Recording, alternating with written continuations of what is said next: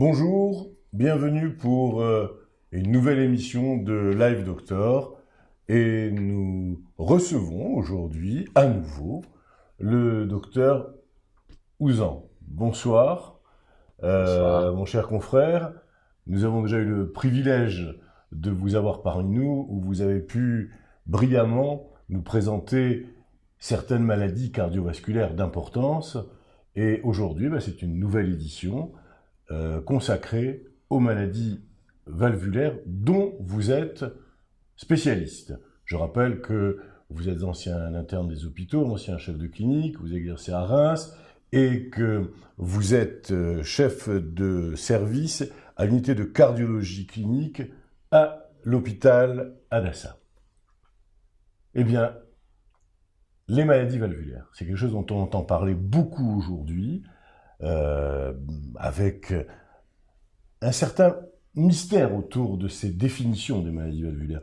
Le grand public ne sait pas précisément de quoi il s'agit quand on parle des maladies valvulaires.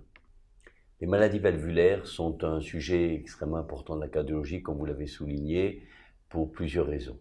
La première est que la population est vieillissante, donc certaines maladies valvulaires vont se développer avec l'âge, et notamment le rétrécissement aortique, c'est-à-dire le rétrécissement de la valve aortique. La valve aortique est la valve qui fait communiquer le ventricule gauche et l'aorte. Donc, comme la population vieillit, ces valves se calcifient et ne s'ouvrent plus complètement. C'est la première maladie que l'on retrouve chez la personne âgée. La deuxième maladie est l'insuffisance de la valve mitrale.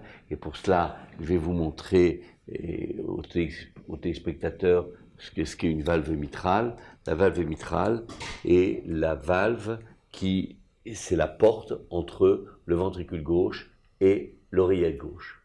Cette valve, avec le fil des années, va être beaucoup moins compétente, donc le sang va repartir du ventricule gauche à l'oreillette gauche.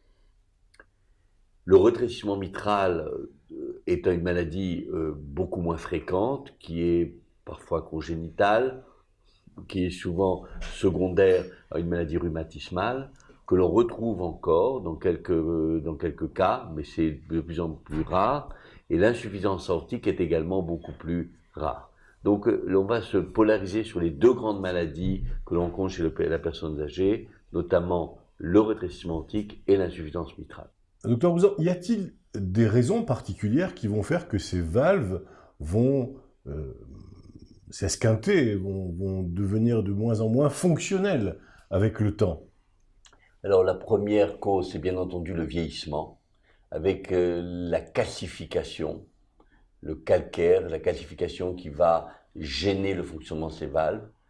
Ces valves peuvent être également endommagées par un processus infectieux, c'est ce qu'on appelle une endocardite, qui est une infection générale, en général qui démarre au niveau des dents ou d'une autre porte d'entrée. Et enfin, la troisième cause, qui est moins fréquente maintenant, ce sont les maladies dites rhumatismales, qui sont acquises dans l'enfance. Le rhumatisme articulaire aigu a été pourvoyeur de maladies valvulaires et surtout de rétrécissement mitral. On voit cette pathologie de moins en moins dans nos pays. C'est ce qu'on appelle le RA, le fameux rhumatisme articulaire aigu, Exactement. Qui aujourd'hui est bien combattu, puisque avec une couverture antibiotique, on arrive à éradiquer le germe en cause et faire en sorte qu'il n'y a pas de greffe endocarditique de ce germe. Exactement. Exactement, c'est une maladie qui a été complètement éradiquée. Elle existe encore dans les pays d'Afrique. Donc on voit des patients africains qui arrivent avec des maladies rhumatismales assez évoluées. J'ai déjà vu un patient avec une insuffisance aortique majeure, mais qui n'avait pas été diagnostiqué ni traité à temps et qu'il a fallu opérer en urgence.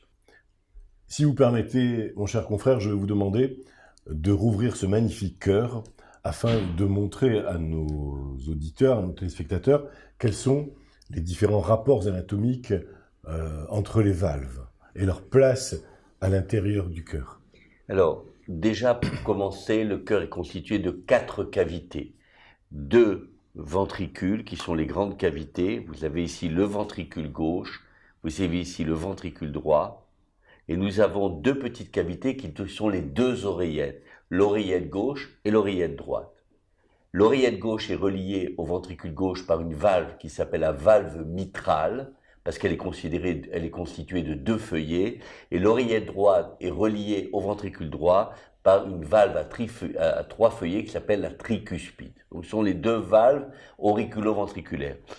Le sang sort du ventricule gauche par l'aorte, et la valve qui relie le ventricule gauche à l'aorte est la valve aortique. Il y a également une valve qui fait communiquer le ventricule droit au poumon et qui s'appelle la valve pulmonaire.